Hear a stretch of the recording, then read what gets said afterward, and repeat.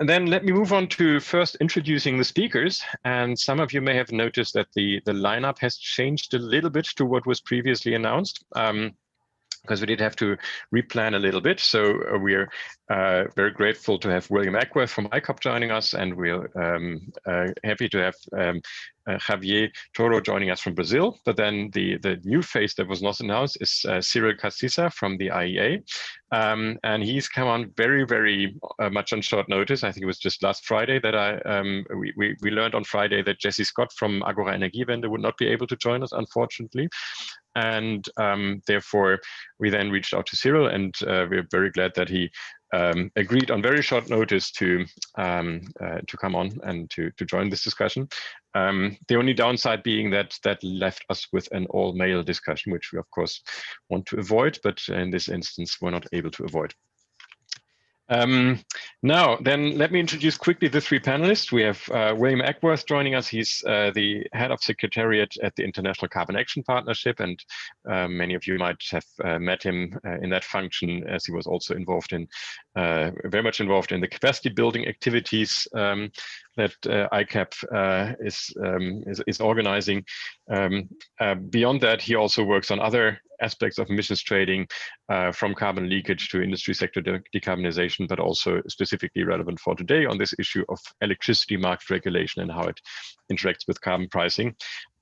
He's done that at ICAP, but before that also already at DIW, the Institute for Economic Research in Berlin, and before that even going longer back in Australia, working on carbon markets in different functions. At that time, however, in the agriculture sector more, which is going to be the topic of the next round of discussion in a month. But for today, it's the electricity part of the story. So William is joining us from Berlin. Then we have joining us from Paris, Cyril Casissa, who is with the International Energy Agency, the IEA, and there is expert on energy and climate policy analysis and coordinates the environment and climate change team at the IEA. Cyril, very interestingly, has spent a lot of his professional career in China. First, his a big part of his education, his university education was in China, but then also he's worked there for some time, and in total spent 10 years in China, and so therefore knows, I mean, through his work, of course, also knows the context of other countries, but also knows the Chinese context particularly well. And therefore, I would, of course, also knows a thing about or two about regulated electricity markets and what that spells for carbon pricing. And then the third panelist today, Javier Toro, is currently energy consultant at the German Gesellschaft für internationale Zusammenarbeit, GIZ. And he is an energy sector economist. He has a PhD actually in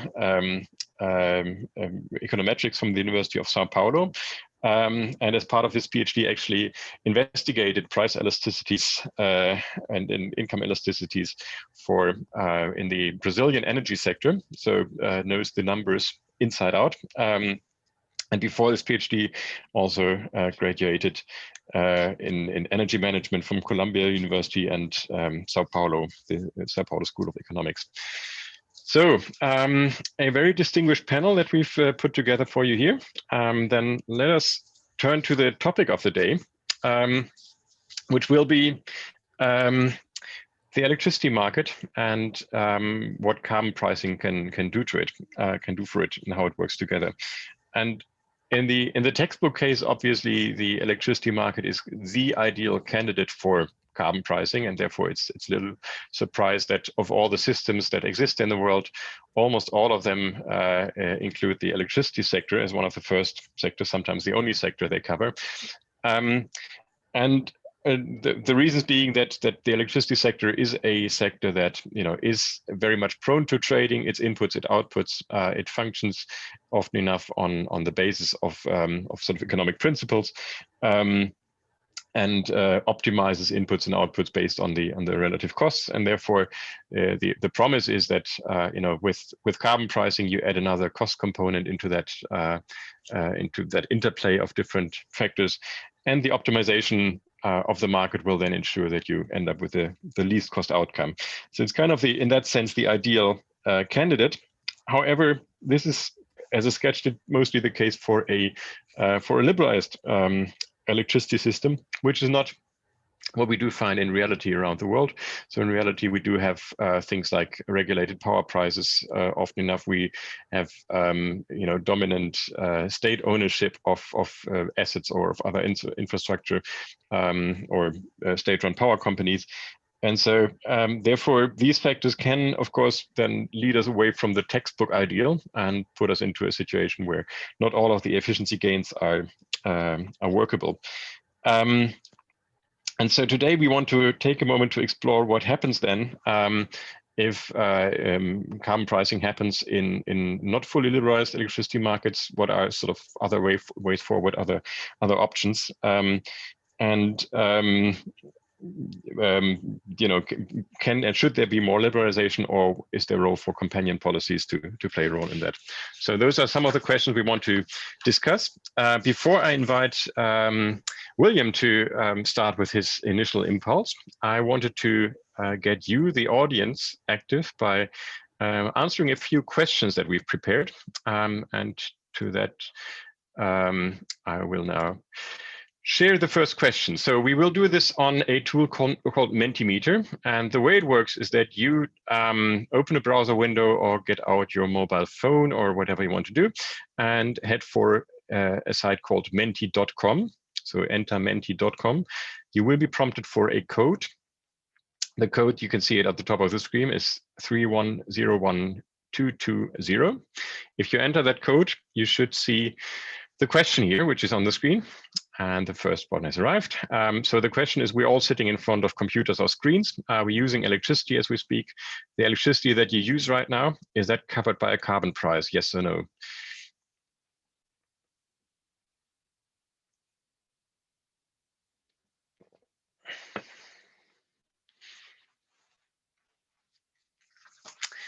And we have now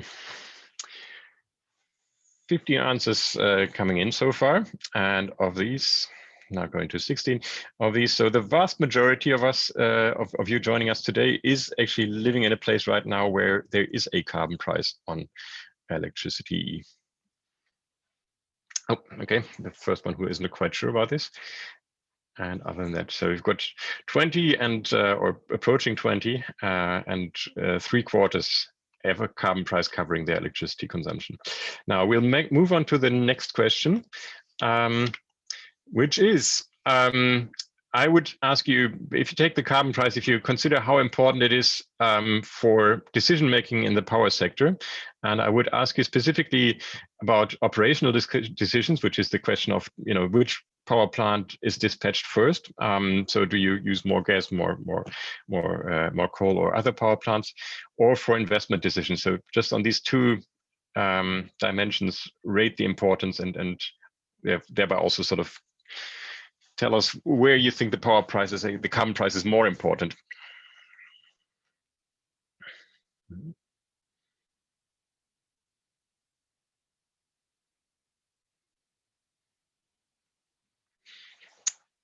Okay, so we've got, again, about roughly 20 answers coming in now.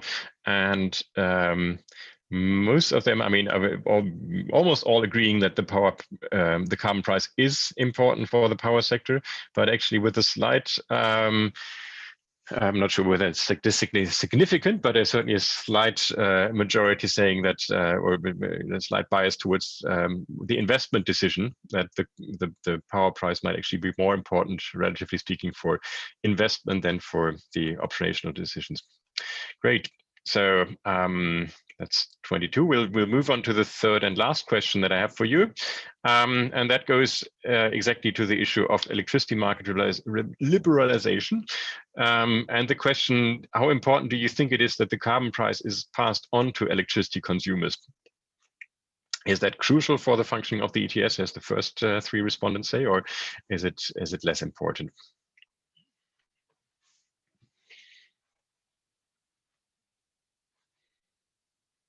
So we have, starting with crucial, but now a bit of a more balanced take coming in, and also the first few people saying it's actually not that important. There's other things how the carbon price can help us.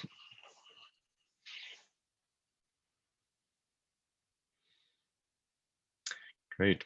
So again, we're at approaching about 20 respondents here, and there is a strong signal coming out that it's either very important or even crucial. And a few people who say, perhaps is actually not that important, and it can still be a useful tool even if there is no cost pass-through. Great.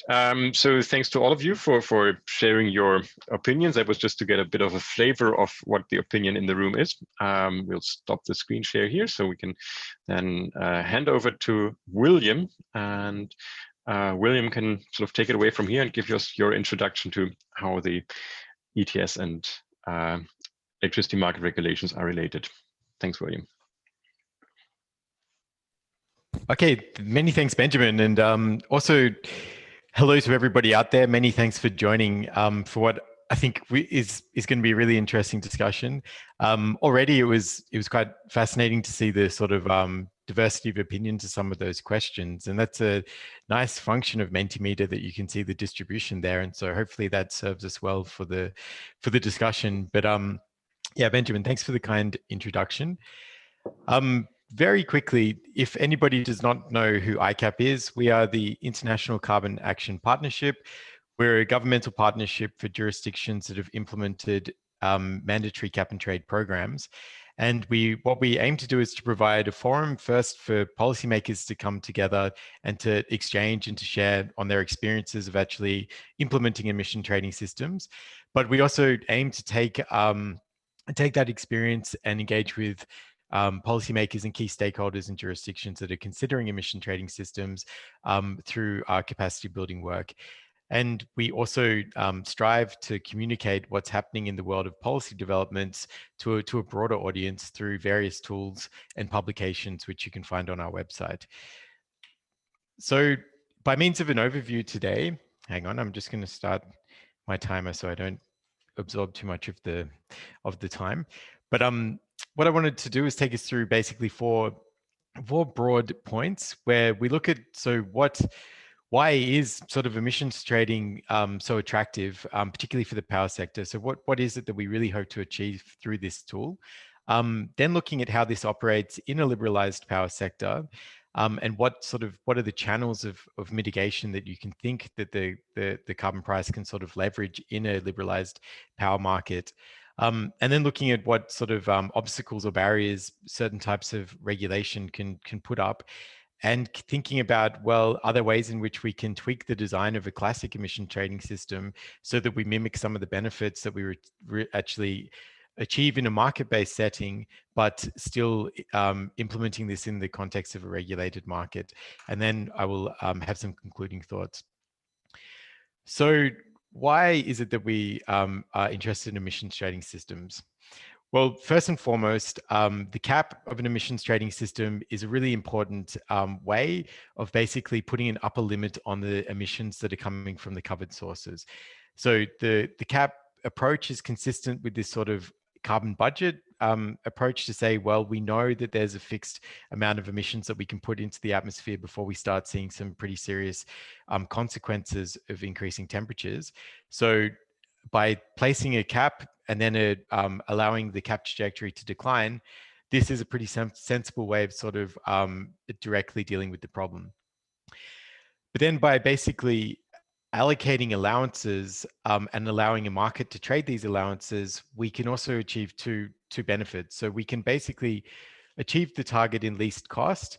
This means that by allowing trade, those allowances end up with those people that value them most. In economics terms, we can say that marginal abatement costs are equated across the covered entities. And this means that we achieve targets at least cost. If we also introduce some intertemporal flexibility with banking and borrowing, we also provide flexibility for participants to reduce their emissions when it is cheapest for them to do so. So this may allow delaying some investments until sort of existing capital is sort of reached its end of life, and then investing in those new low carbon options. It may also mean doing more today and banking allowances for when we know that it becomes more expensive in the future. So by basically capping allowances and creating a market signal, we put in place an infrastructure that creates an incentive to move away from high carbon goods and services, but also over the longer term communicates a signal that high carbon assets, high carbon goods and services will no longer be profitable or valued in our long-term economies. And so thinking about this a little bit more in terms of those mitigation levers, by doing this, we send a signal to producers that producers have an incentive to use lower carbon materials.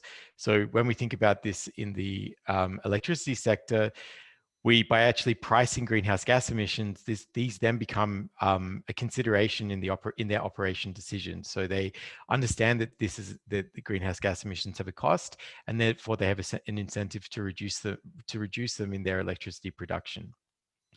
When the price is passed on to consumers, consumers also have an incentive to actually reduce their electricity consumption. So this can be through shifting to lower carbon providers, or it can also be through investing in energy efficiency equipment, which means that they can produce more by using less. When these things are working well together, it will also send an investment signal that basically lower carbon generation assets will be valued more, and it will also encourage those sort of higher carbon assets that are already approaching their end of life to be decommissioned rather than retrofitted or sort of running beyond their natural end of life. And again, these three things working in unison provides a broad signal that innovative new products, new production technologies, new goods, new services that use carbon more efficiently or provide an alternative that does not use carbon will also be valued. So there's an innovation signal there as well. So how does this work then in the electricity sector? So just to set us up, the electricity sector, we know, is critical for the low carbon transition. As Benjamin already pointed out, it is also more or less an ideal candidate for coverage under an emissions trading system, because the fossil fuel-based generators are sort of large emitters. They have clear installation boundaries, and they also have established MRV protocols. So this means that they're reasonably easy to incorporate under an emissions trading system. And I guess in many contexts, they also do not suffer from the problem of carbon leakage and competitiveness. So that's not true in all emission trading systems, but in many, if the boundary of the ETS is set sort of in line with the power market, then we don't need to be too concerned about sort of trade-related aspects. And here you can see this is a chart from ICAP status report that almost all emission trading systems around the world actually cover the power sector. So this sort of is translated into our experience with the policy instrument. Secondly, we can see that the power sector is still a major source of emissions worldwide. According to the IEA's latest analysis, it's about 42% of global emissions, and it still makes up a large share of many jurisdictions' emissions, even though this is declining in some regions. Thirdly, reducing emissions from the power sector is achievable, and it's generally at lower costs than certain other sectors such as transport and industry. And alternative technologies are there, they're ready to be dispersed and deployed, so we just need the appropriate incentives, and carbon pricing can be a really powerful way of actually rewarding these low carbon technologies in the generation mix. And lastly, it's I think if we have any chance of achieving the sort of ambitious targets that we have ahead of us, we know that that low carbon or zero carbon electricity is going to have to play an increasing role in decarbonizing other sectors. And so it's really important that we get on with the challenge of decarbonizing the electricity sector as quickly as possible. And I think that in that context, this is a really interesting discussion, because we know that regulation, basically the liberalization process can take time. And so the conventional wisdom in some ways has been we need to liberalize before we can go with a market-based response or a market-based instrument. But the way we wanted to look at this issue is to say, well, what if countries have very good reasons they don't want to liberalize? The liberalization process takes time. The climate can't really wait for this, so we need to figure out how we can actually get on with decarbonizing these power sectors. And then a fundamental question is, what role for carbon pricing in this context? So starting with the liberalized setting, here we can see on the left-hand side, we sort of have the characteristics of what we mean when we talk about competitive and liberalized markets. So we mean that basically customers are free to choose their electricity supplier. Electricity is traded in wholesale markets. Generators generally have access to these markets. So if you want to establish an installation and sell your electricity, you have the ability to do so. The generation, supply, and networks are sort of unbundled. So these are different entities that are operating, which means that there's competition on both the wholesale and the retail market. And there's also independent regulators that are assigned to monitor the market. So these are the sort of conditions that we think of when we think about liberalized electricity sectors. And what underpins all this is something called the merit order curve, which probably many of you are familiar with, but not to understate its importance. What this means is that electricity is dispatched or electricity is called on to produce based on the merit of variable operating costs. So we want the lower variable operating costs to produce first. This means that renewables that have close to zero variable operating costs come to the first. Then as demand increases, we call on increasingly expensive options as we move up the merit order. And here you can see sort of a classic schedule of renewables moving to nuclear, different grades of coal, be that sort of lignite or high grade coal, gas and oil. Again, this is just a standardized picture. It could differ in terms of the underlying costs of these technologies in different regions. So when we introduce the carbon price into this setting, apologies if this slide is a bit it's a lot, but it's a really nice slide that I've stolen from Felix Marters, where we can see basically the power that carbon pricing can actually have in these liberalized settings. So what happens fundamentally is that we change the underlying cost structures of the technologies in the merit order. And this leads to something called fuel switching. So rather than calling on coal before gas, we then actually shift gas up the merit order, and therefore gas is operating for longer, and coal is actually pushed back out the merit order. And this has some really important effects. So first of all, it leads to a higher price, so a higher wholesale price, which in this liberalized context is passed on to consumers, so that consumers have an incentive to use electricity more efficiently. Secondly, the wholesale market will actually then reward lower carbon generation. And it does this by allowing low carbon plants to actually run for longer, but also because we now value what we put a price on the input of greenhouse gases in the electricity generation, we have higher wholesale electricity prices. And this means higher margins for low carbon generation technologies. So these two things together, higher prices and plants running for longer, means that the net present value of low carbon assets actually increases as compared to higher carbon assets, creating an investment signal to actually invest in low carbon generation assets. And it also actually devalues the higher carbon assets. So if I'm a higher carbon generator, such as a coal facility, I might not be actually called on to produce electricity as often. And I'm also earning lower margins when I do so. So these two things together sort of creates an incentive devalues the asset and encourages me to sort of consider shutting it down. But I think what's often ignored in the way that carbon pricing is discussed here is that the way this plays out, even in liberalized sectors or liberalized power markets, is not the same in all countries and all regions. So there's, I think, three things that are critically important. First, the existing capacity mix. Second, the age and profile of the fossil fuel fleet. And third, companion policies. And these three things together will actually impact the role that the ultimate role that the emissions trading system can play. So the existing capacity mix will actually shape that initial merit order. It'll dictate which technologies are actually in the merit order and what proportion of them, at least in the static sense. And this will actually place boundaries around what the opportunities are for fuel switching. And I think we sort of pushed up against this in Europe last year, where where was commentary that we've actually reached the capacity for the coal gas switch to take place until we have new investments in gas. And this again is a tricky question in the long-term transition, but it also has an impact in other jurisdictions that might have very high shares of renewable of let's say small scale hydro and less fossil fuels. So the underlying capacity mix is very important for the ultimate role that the carbon price can then play.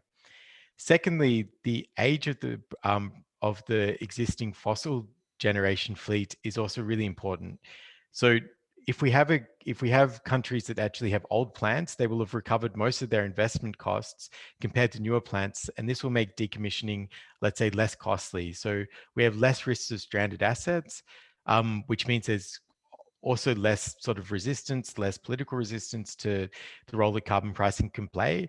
And it means that we can have, let's say, a more orderly transition away from these assets towards lower carbon generation technologies.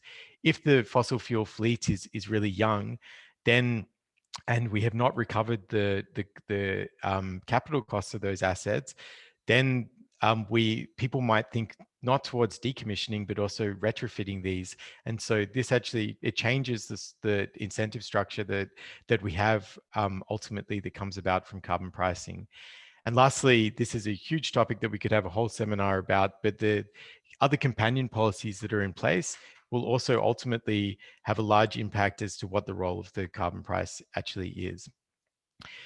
So this is in the liberalized setting, but we know that this is actually so liberalizing competitive markets are to be found, but they're certainly not they're not common, and particularly in certain regions. So we can think of different forms of regulation. We might have liberalized wholesale markets with regulated retail prices. We might have markets with regulated wholesale prices with different sort of tariff methodologies and structures. We can also have vertically integrated markets where the system planning and on investments and decommissioning is done entirely by the government, so not much role for the market in making those decisions. And we can also have regulated planning and production of the actual electricity. So this means that it's not a market that makes the decision on when and which technologies are actually dispatched. And these regulations will interact with an emissions trading system or carbon price more generally in different ways. So firstly, if we think about non-economic dispatch. So as I said, this means that electricity is not prioritized based on its economic merit, but is based on some other criteria. This could be average costs, or it could be broader sort of political criteria. So in this context, it means that the allowance price cannot really drive fuel switching, because the dispatch of electricity isn't based on economic merit, it's based on other criteria. So changing the underlying costs will not necessarily change the dispatch of that electricity. Therefore, we don't see these really important factors of increasing the running hours of low carbon generation. So what we've been looking at is that, well, can you actually tweak the dispatching rules to include some form of net allowance cost or shadow cost into the dispatching formula that would then mimic the impacts of an emissions or of a carbon price in a competitive setting? And this is called green dispatch. And it is something that's been tested in China, and it's also under quite intense discussion in Korea at the moment. I think that this does actually offer some really interesting ways in which we can introduce market-based mechanisms into these sort of quasi-liberalized markets. So when we think about regulated wholesale tariffs, then this is the way in which the tariff structures are set will be really important for whether or not the carbon price can actually find its way into the price of the wholesale electricity. So in many ways, the tariffs are not necessarily all about we don't have marginal pricing, but we have cost recovery. So the tariff wants to be set to focus on making sure that the owner of that asset can recover their costs. So this can be either through a cost plus methodology or a rate of return methodology. And depending on which one you're operating under, then the allocation of your allowances, so whether you're giving lots of them out for free or whether you're actually auctioning them, together with the dispatch formula, will all sort of combine to actually constrain or provide some opportunities for how you can actually reflect the allowance price in the wholesale tariffs. But that said, oops, here we go. That said, even in doing so, if that means that if we're really in a world of cost recovery, if these generators are then basically able to recover all the costs that they actually expend on purchasing allowances and sort of complying with the emissions trading system, then the incentive that the system can have is quite constrained. So one thing that you can look to is sort of tariffs that are based on some sort of performance criteria. So benchmarks to say, well, you can recover X% of your total allowance costs. And this might be one way of which we can introduce some of the benefits of emissions trading within the wholesale tariffs. But our ability to do this is sort of, again, constrained by what tariff methodology do we have and what is our allocation. And lastly, we have the regulated retail prices. So this is where even if we may have some competitive wholesale markets, we might not want these prices to be passed to the ultimate consumers. And this will constrain the, it'll preclude the incentive for consumers to use electricity more efficiently. So there's two sort of ways of looking at this. One response is to say, well, we can cover the indirect emissions of some consumers. So that is the electricity consumption. We can also bring them into the emissions trading system by then creating an incentive for people to use electricity more efficiently without actually passing on the price through the wholesale, through the sort of market price for electricity. Or we can say, well, to what extent is this really a problem for the time being? Because we know that there's problems in how consumers actually respond to the market price of electricity. So I guess it's a question of how much efficiencies are really lost with regulated retail prices. And so lastly, some concluding thoughts. So an emissions trading system will be most effective in a liberalized and competitive power system, but the market structure and the companion policies that go along with that ETS will shape the role that the emissions trading system will have ultimately in driving mitigation choices. So emission trading systems can still be effective in regulated power markets, but this requires very careful design. So environmental dispatch combined with indirect emissions coverage, I think can provide some of the benefits of an emissions trading system, particularly in the context of where we can then use the we can shift from a setting of more free allocation to more auctioning to slowly increase the costs that are then included into the environmental dispatch as a way of sort of slowly tweaking or ramping up the role for carbon pricing in this system. But ultimately, we will be constrained if we're not willing to pass on any of the costs to the final consumers. And I think this is a much larger discussion around who actually pays for the low carbon transition. And if it's ultimately not going to be the consumers of electricity, then we need to basically fund the generation of electricity and look for opportunities to make that shift through other mechanisms. And lastly, just to touch on a point which I hope we can come back to in the discussion is that even in a liberalized setting, there's big discussions that are going to have to come up as to whether the current marginal pricing design that we have for electricity sectors is appropriate in the longer term transition when we're going to have far greater shares of renewable or variable electricity, which means we may have very long periods of low or even zero electricity prices. And is this, I guess it's an open question to say, is this a stable investment framework for low carbon generation technologies that are going to be in place for decades to come? So with that, I'd like to pass back over to you, Benjamin. Sorry if it took a little bit longer. No problem at all. Thank you very much, Will, for giving us a crystal clear introduction to the issues at hand and the intricacies of what happens if the textbook meets real life. And indeed, on the last question, what happens in the future, that's a nice one that we can perhaps sort of return to in the discussion round.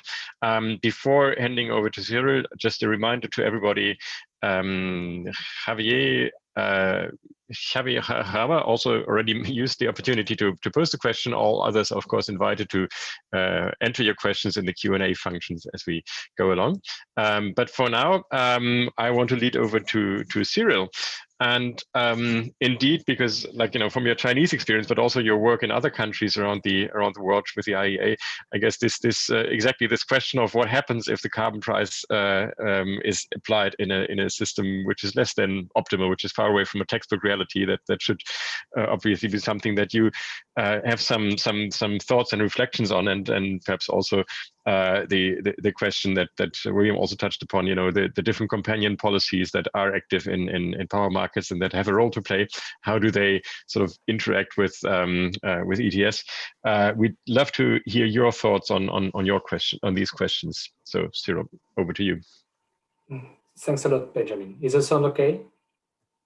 Yes, can you yes, hear me it is. well? It is. Perfect. Yeah. Mm-hmm. So hello and Happy New Year to everyone. And thanks for the kind introduction, Benjamin, and for the invitation to share the insight with you today. So even within this short notice, it's always a great pleasure to participate in your events. And I'm very happy to see some colleagues and friends today that are connected. I would like, before starting, to apologize in the case that my daughter, which is sleeping in the next room, just get up during the time I'm speaking. So if there is any external noise, sorry for that. So we have been working at the IEA over the last years on the role of carbon pricing in decarbonizing the power sector. And we have currently some projects ongoing with countries, so with China, South Africa, and Thailand. And we will start this year in collaboration with ICAP and my colleagues and Will are working together on the series of regional dialogues in Central and Latin America. So I will share some insight here, and I will build from some levels that Will have been very clearly presented in this presentation, which is not an easy topic when we address power market regulations and the carbon price on the other side. The biggest trend for the carbon pricing in the power sector, but it's also true for the others, say energy-related sectors, is that it has an effect on the entire economic value chain.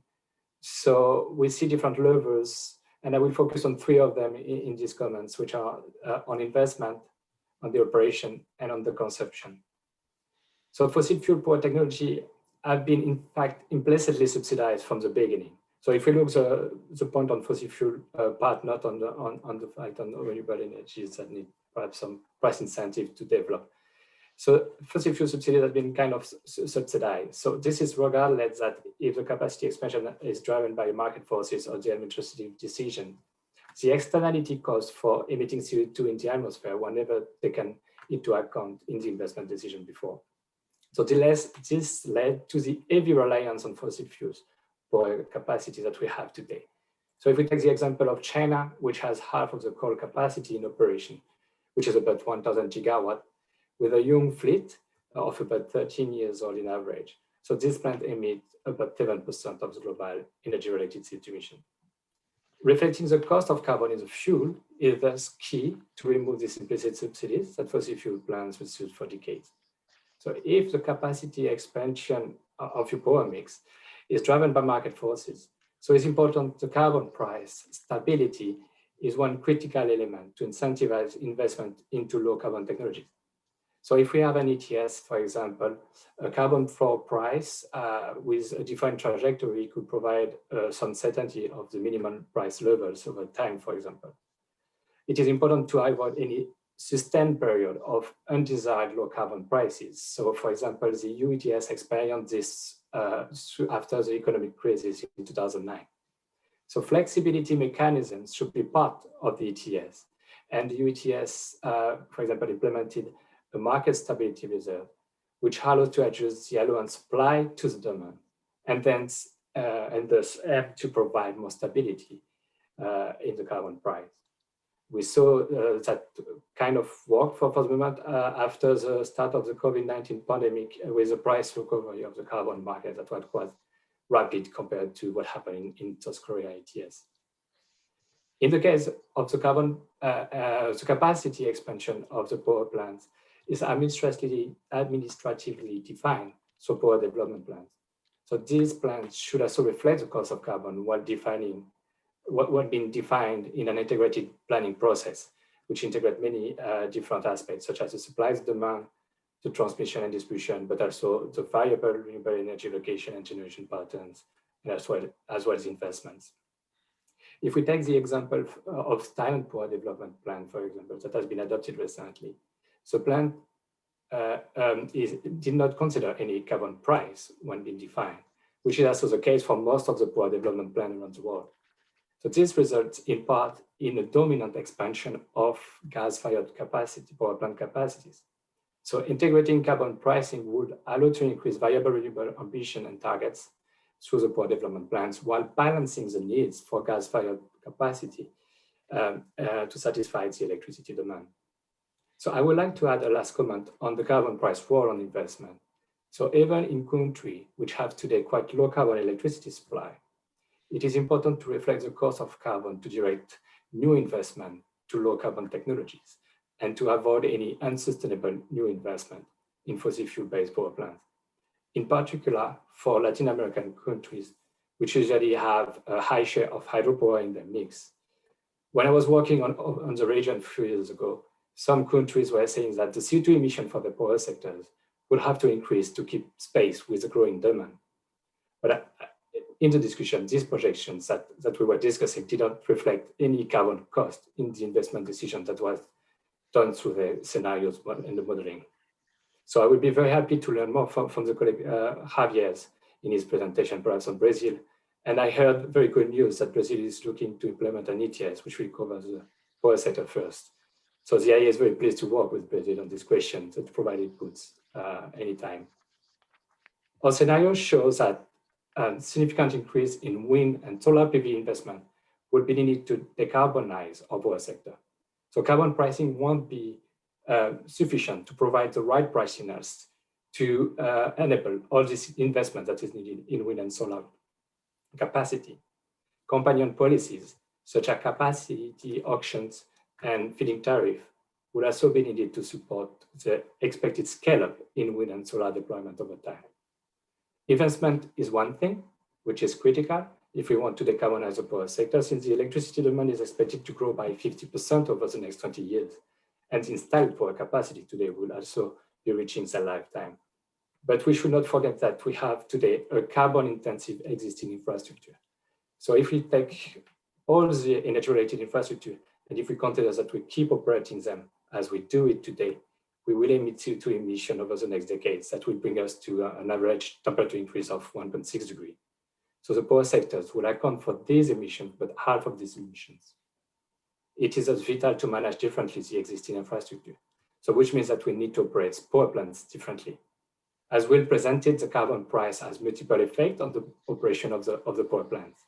So ideally, in a liberalized wholesale market, the carbon price could incentivize switch from most carbon-intensive power technologies to lower carbon technologies, so such as a desired coal to gas shift, for example, or between different coal technologies and efficiencies. It will also increase the clearing electricity price of the wholesale market.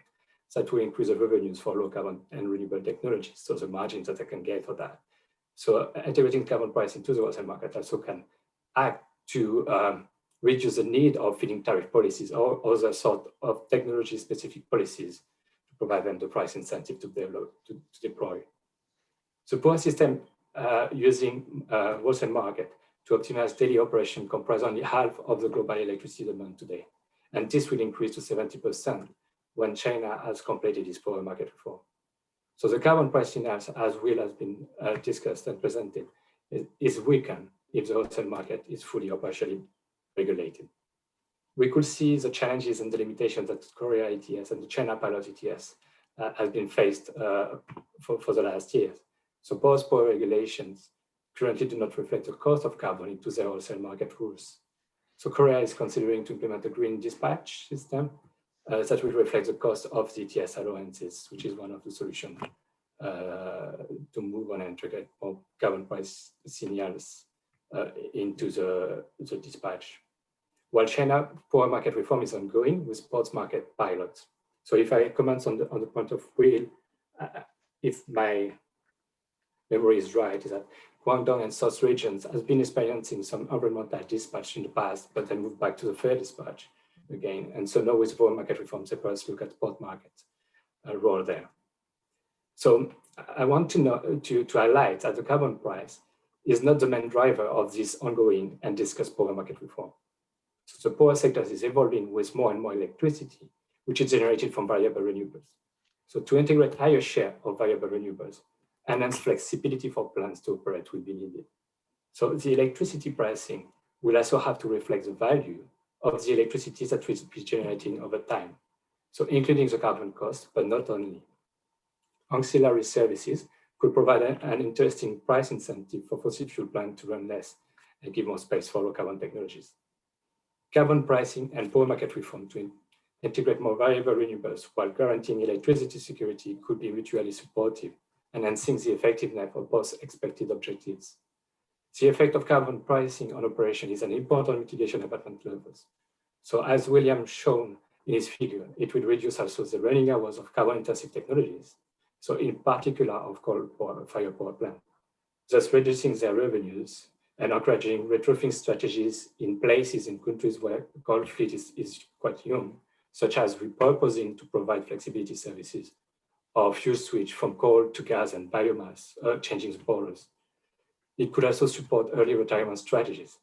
So depending to the social and the economic contribution of the coal and gas and coal industry in the country mainly, companion policy will be needed to support the social transition for reducing and phasing down coal. So for example, China proposed to implement a particular design of its ETS, which allocates allowances based on technology called specific benchmarks, expressed in tons of CO2 per megawatt hour.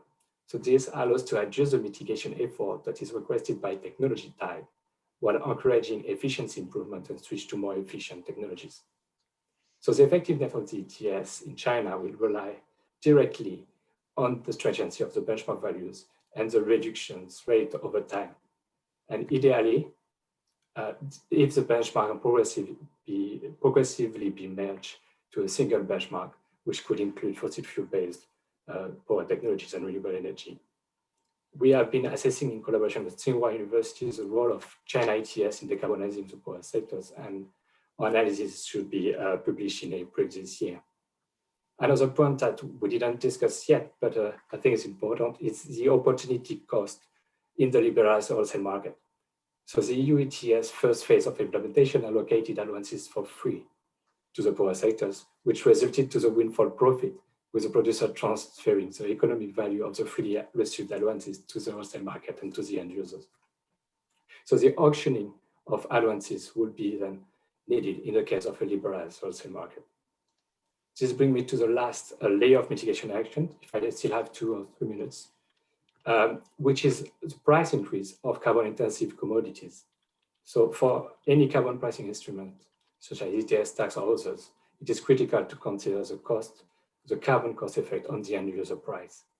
So for the power sectors, in countries with some share of fossil fuel-based electricity generation, some electricity production will increase due to the carbon cost. So the cost of electricity production will increase.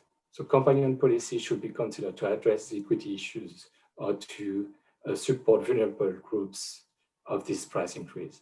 There is also ways to reconcile carbon pricing and energy taxes through excise taxes on electricity consumption that could be adjusted to balance the increased effect of carbon price on the electricity cost of production. Revenues neutral carbon tax systems, such as British Columbia, could also compensate the end user price increase. And in an ETS system in cap and trade, for example, in California, the use of consignment auction has been utilized to limit the variation of electricity prices to the end users and the retail markets. To summarize, there is no single policies to decarbonize the power sector. So carbon pricing has the advantage to enable mitigation abatement option from investment, operation, and consumption. So it's transversal to the whole economic value chain. Carbon pricing policy design needs to be tailored to the country's circumstances. And I would like to add that, of course, it also needs to be designed to their intended role and functions within their own climate and energy policy package. So it is a learning by doing process, and I am very pleased to share my insight with you today. I stop here, and I look forward for the Q&A sessions.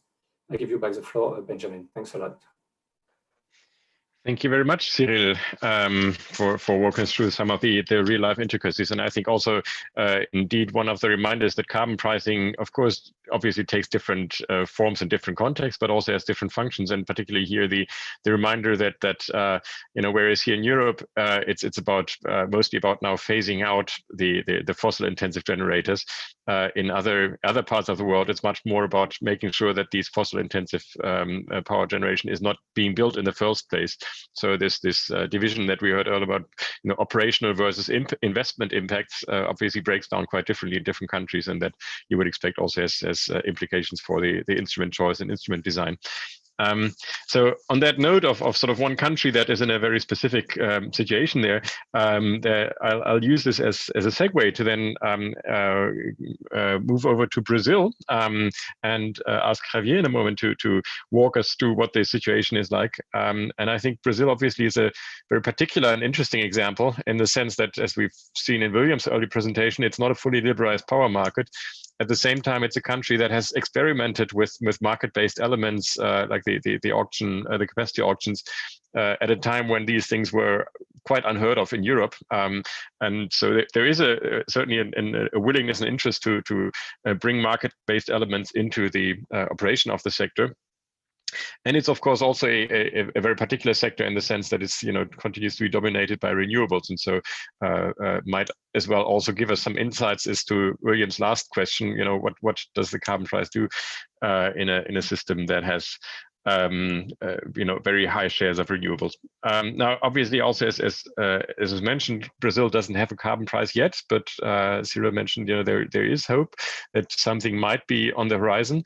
And I guess also from your work, you might have some insights as to if there was a carbon price, what would it do to Brazil's energy system, and how ready would Brazil's energy system be to function with a carbon price in it? And so I'd invite you to give us share your thoughts on these and other questions with us.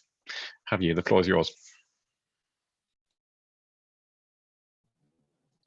Okay, thank you, Benjamin. Hello, everyone. Good morning, good afternoon, good evening.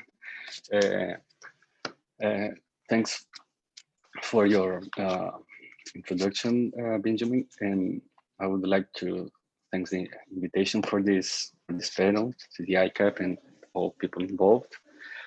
It's an honor to discuss such relevant thing for the carbon pricing, and since it plays a major role in the emissions. As William said, it's very complex to introduce a carbon pricing in the electricity sector, since it has different levels of regulation.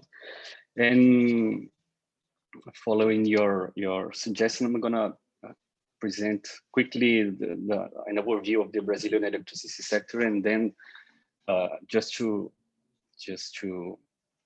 how can I say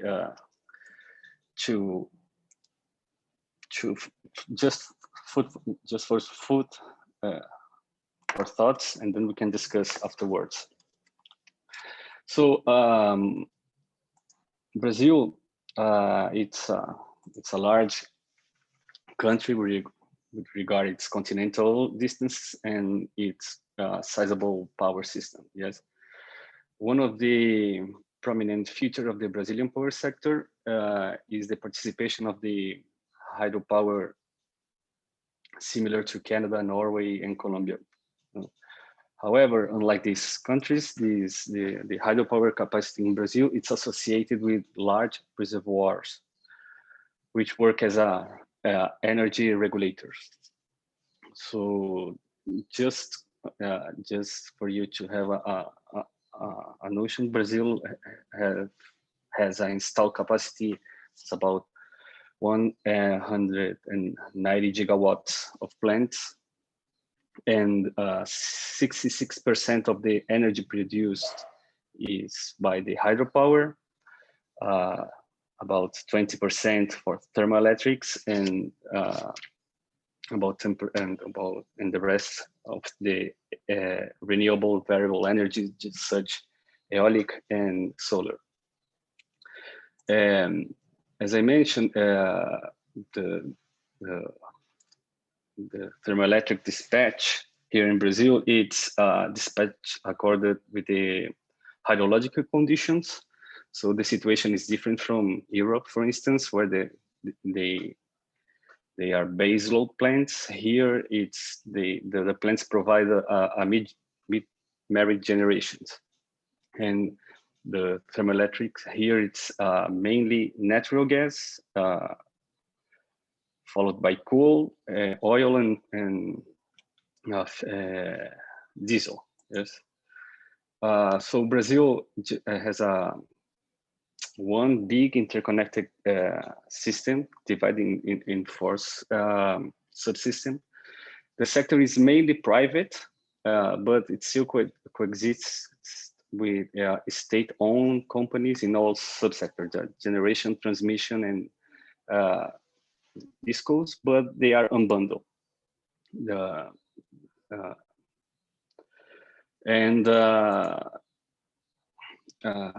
Regarding with the market structure, we have in Brazil here two markets, one a regulated market and a free market.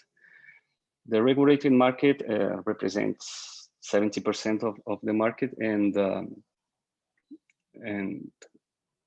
the energy it's mainly contracted by auctions, where discos buy energy in these auctions settled by the government, right? And here in Brazil, consumers don't have the options to choose the discos. We have here regional distribution companies, and we also have here a free contracted market where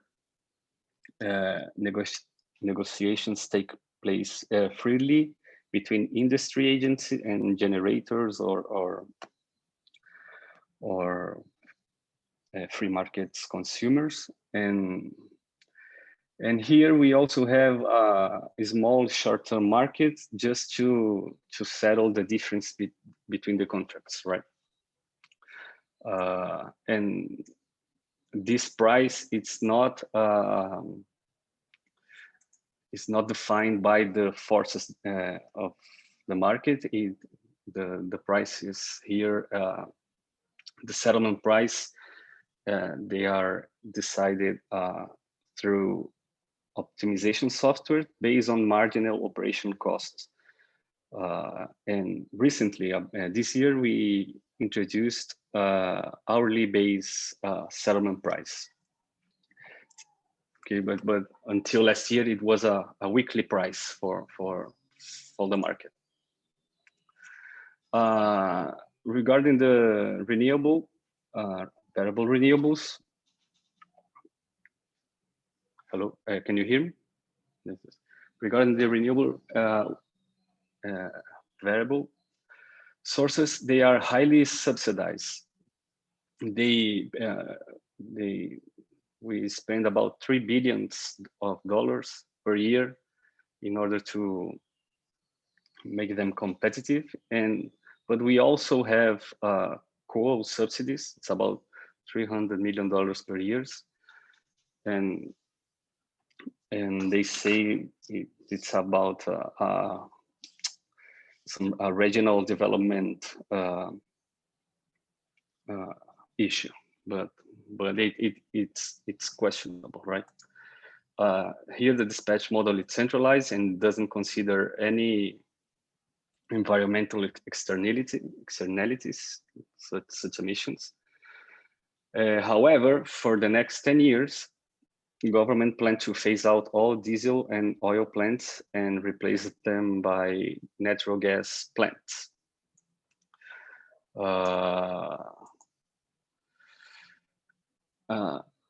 Just one, since I start mentioning about the future, we here in Brazil, we are discussing the modernization of the sector and trying to liberalize it more. One of the main issue of the of the Brazilian electricity sector is that the energy and the capacity are a bundle. You have just one contract, and we are discussing how to unbundle and create an energy-only market and the capacity market. And since we are revising, how can I say, we are reviewing, reviewing the market structure, there is a room, and we start discussing how to introduce a carbon price or a variable that considers the environmental issue.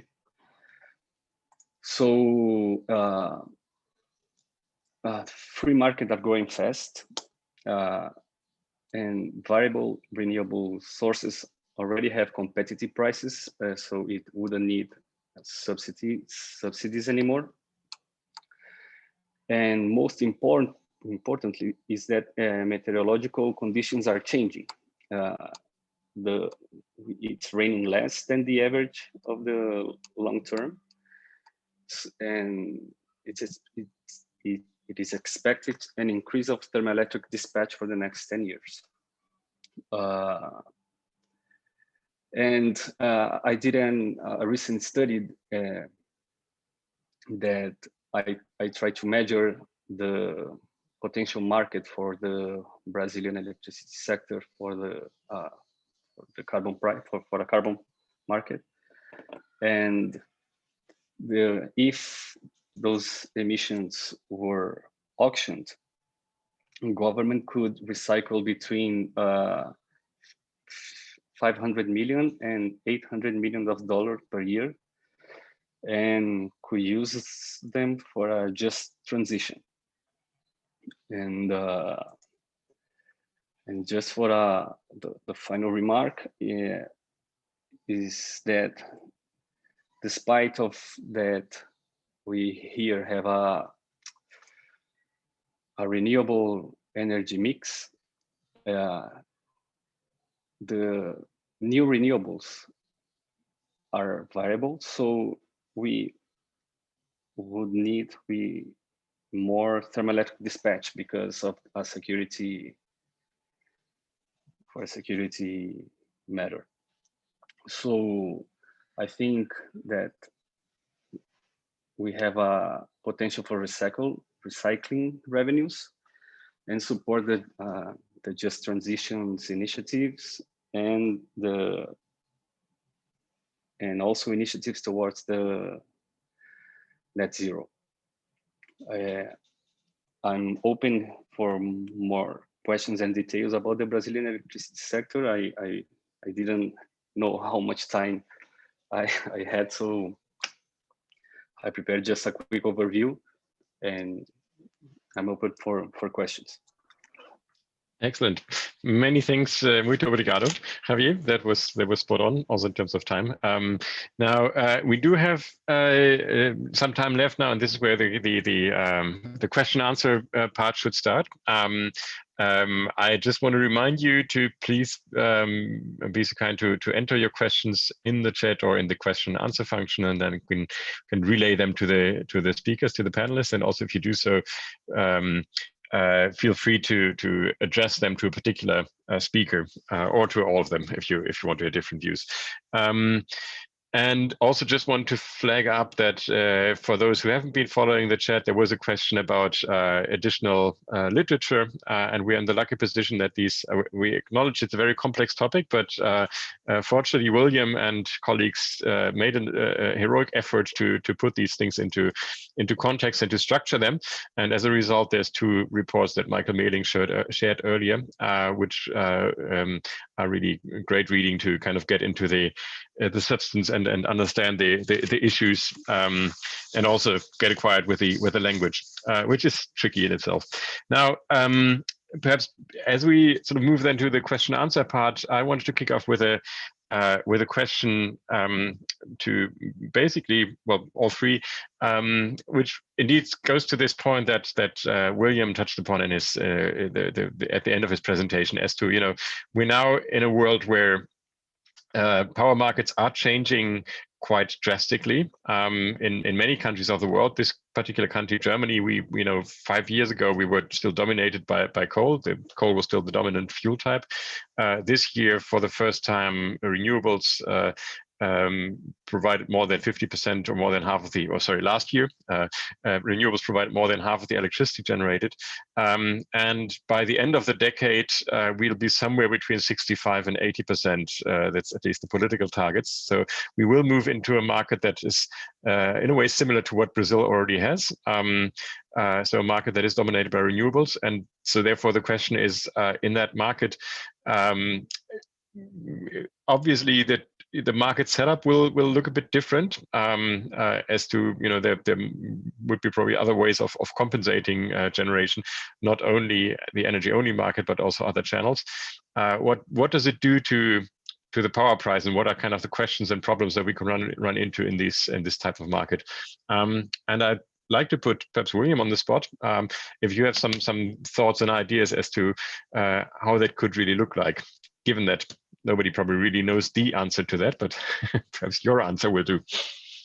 Yeah, perhaps my answer will do. I will give it a go. Before I do, I also just wanted to acknowledge Marisa Montes de Oca Leon is on the call, and she was also instrumental in some of that early work at ICAP to advance some of these issues. So just wanted to give a shout out.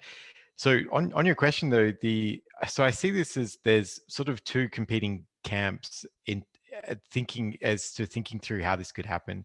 And so the one would be that the marginal pricing is the way to go, and that we stick with an energy only market. And what this means is scarcity needs to be very, very highly valued when it comes about. So it's fine if we have long periods of very low, even zero electricity prices, so long as the investments can recoup their costs during periods of scarcity when the price goes potentially very high.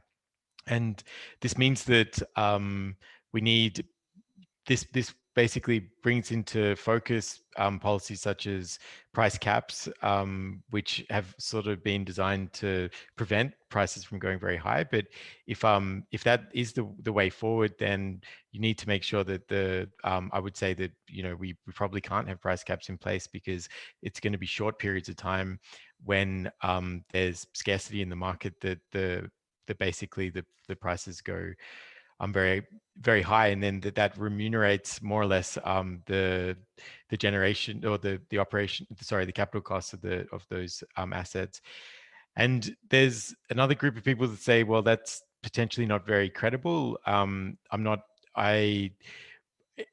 sure that investors would be happy with making such a long-term investment decision on the back of an assumption that regulators will let the electricity price sort of go through the roof during short periods of time, but then remain very, very low for other periods. So this means we need basically different market structures that move away from the marginal pricing and value the different components of an electricity system that are going to be really important when we have much higher shares of dispersed renewables. So this is sort of flexibility, demand response, being able to ramp up quickly, shut off quickly, to actually support a power system that is more decentralized and with basically can have large swings in electricity, in the amount of electricity that could be supplied at any point in time.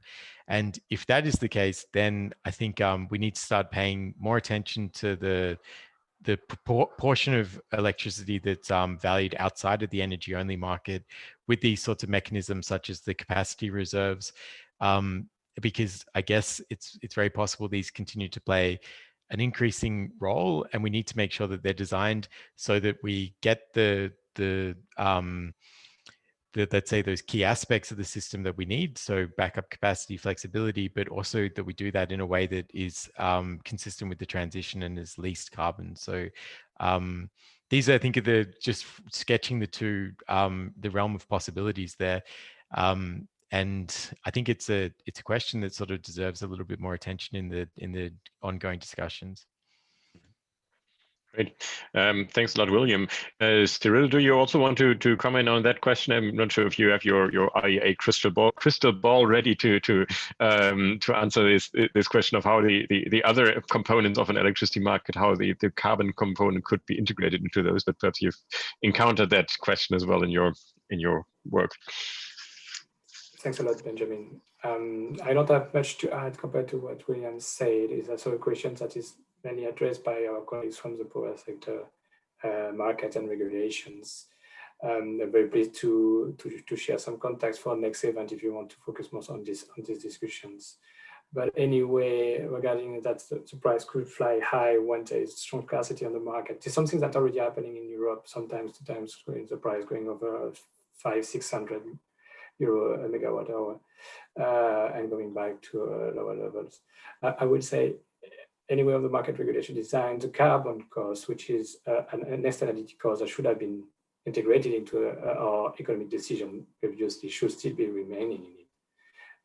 There is no way to bring it for a few years and then try to think, yes, we need to remove it because it's not so much useful anymore, since there is a majority of variable renewables. It's still here to provide the right price signals on the degradation made on climate change, and could be also the other element if there is any environmental consideration that could be considered in the future. Mm-hmm. Great. Thanks. Then I think in the interest of time, then we'll move to the questions from the audience and bring in Javier into the discussion, because there were actually two questions explicitly aimed your way. The first one being, if you see a role for carbon pricing in Brazil's plans to go towards net zero, if you think that which role the carbon price could have in that endeavor. And then more specifically, there was a question from Pedro on the split electricity grid that Brazil has between north, center, and south. In what way that actually presents a complication for carbon pricing in the Brazilian electricity sector, and if there's any plans to unify the Brazilian grid. So if you want, then share with us your insights on these two questions. Excuse me, Benjamin, would you repeat the last one? I didn't. The last one was about the electricity grid in Brazil specifically, which apparently is split between the north, center, and the south. And the question, to what extent this sort of two systems in one country, the split grid, to what extent that complicates future plans for carbon pricing. I see. Okay.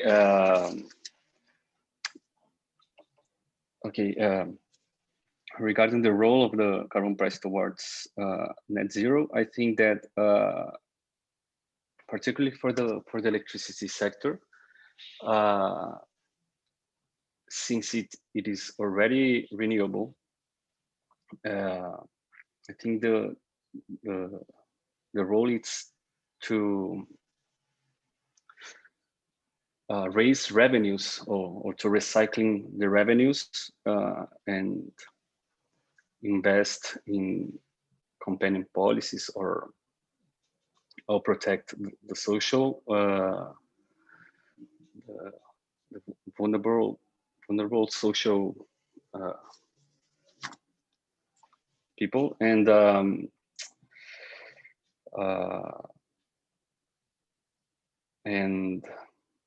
also, since they are planning to phase out some fossil plants, these recycled revenues could use to, how can I say that, to be invested in this employment issue, right? So I think that we have enough revenue to start investing in companion policies and other aspects of the net zero. And also in technologies, here in Brazil, we are discussing a lot the CCS, investment and the CCS technologies.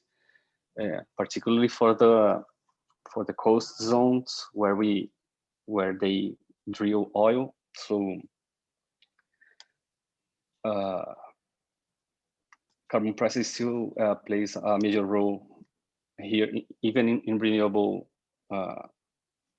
mixes, in countries with renewable mixes. And the isolated, and regarding the second question, here in Brazil, we just have one isolate state, and some regions in the Amazon where they are, when they have isolated grids, they are not interconnected. And in those places, they are discussing and implementing hybrid grids or hybrid energy sources, like such as natural gas or the other fossils like oil, fuel oil, and solar or bioenergy and this stuff. So it's the isolated country, the isolated area. It's about 4% of the total consumption. So it wouldn't prevent a carbon pricing instrument for the electricity sector in Brazil.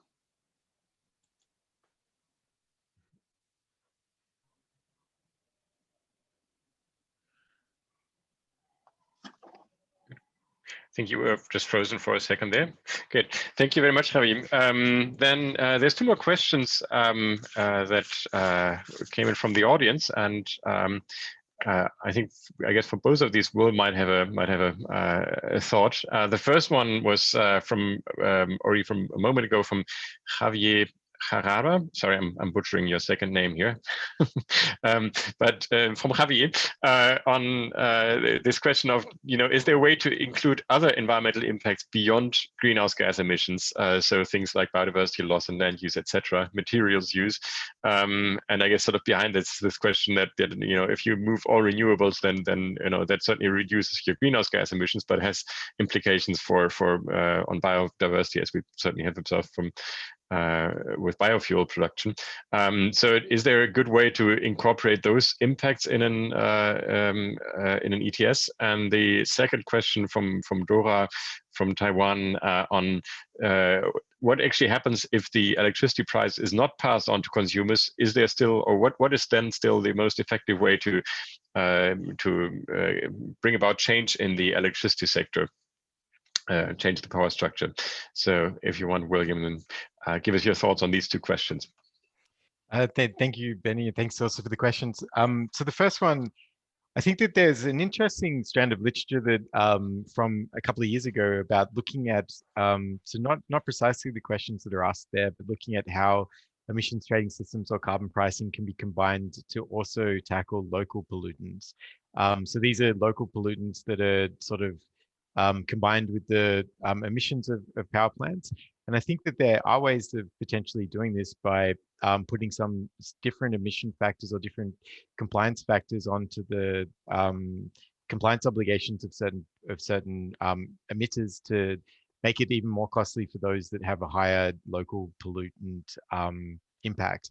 And so you can argue whether that's a good or bad idea, and whether you should really combine an instrument that is ultimately targeting greenhouse gas emissions with also another task of addressing local air pollution. But there's ways in which you can do that. But your particular questions on the biodiversity side and the more land use side, I think are more problematic to do with an instrument such as emission trading systems. And I would say that it's true, and it's a really fair concern about the way in which this vast need that we're going to have for renewable energy and things as to what impacts that'll ultimately have. And I think that this is a question that needs to be seriously tackled in the sort of licensing and approval processes that we have for these major investments. And I think that we're starting a process to look at this, because these are ultimately questions that are normally that take a lot of time, and there's a lot of environment impact assessment, different sort of research and things that is done before a license is granted. And some people are saying, well, can we achieve the transition that we need with all these regulations in place? Isn't there a way in which we can streamline this? And other people are saying, well, there's actually, this is something that's really important and concerning, and we might need stricter processes to make sure that we protect the biodiversity that we have left. And so I think it's a super valid question, and that's not really a direct answer. Ultimately, I don't think the biodiversity issue can be tackled well within the design of an emissions trading system, though.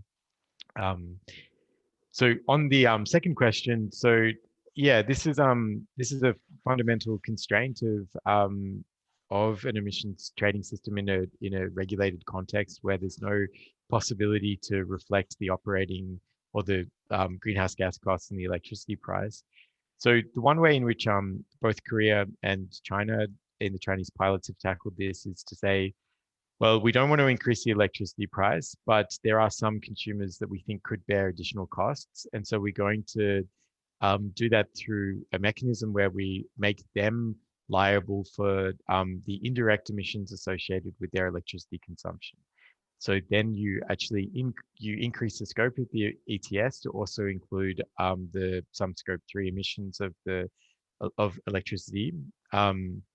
And I think that this can be an effective way of sending a signal to some very large downstream or electricity consumers. But I think ultimately it's, but in that setting, you miss out on quite a few of the, I would say, more important mitigation levers on the generation and investment side. So I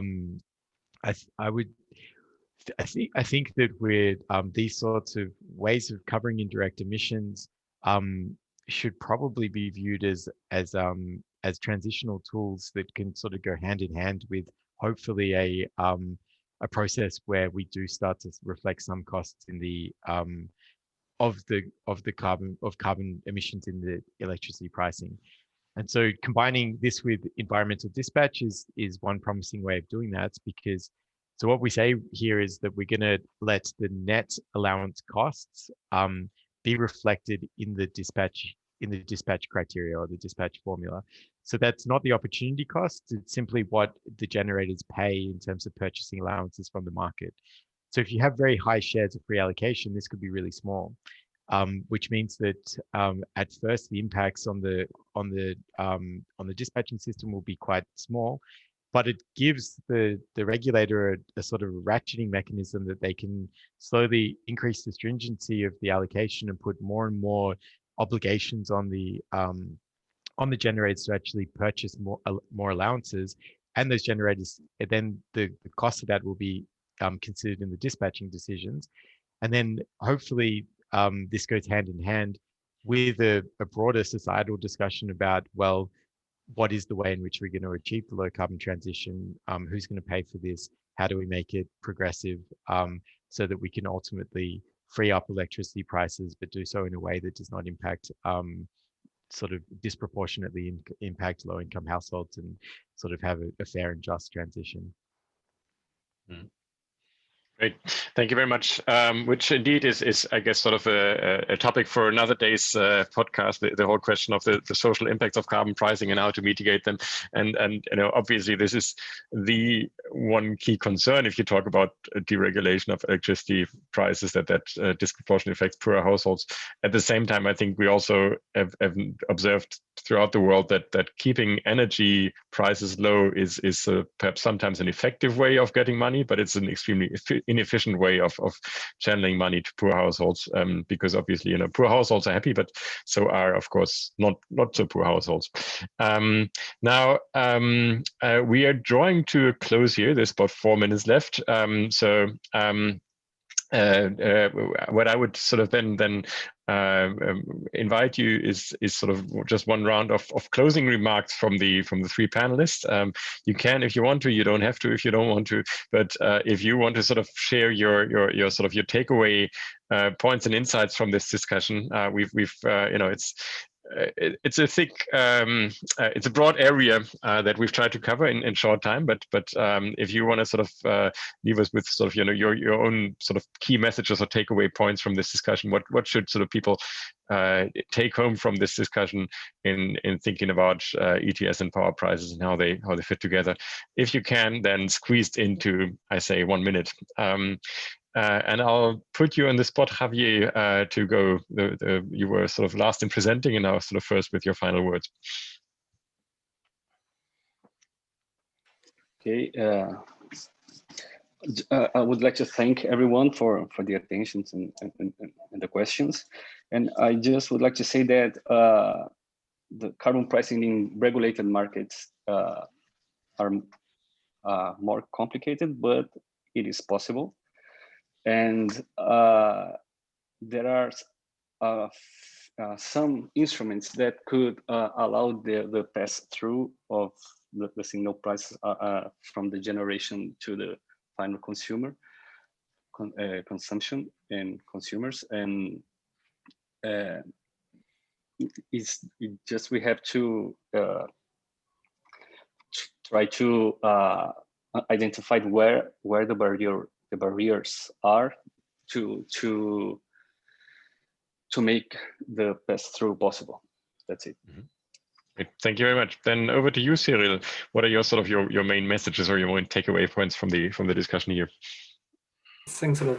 So my daughter just woke up, she's in my room, but I try to be short.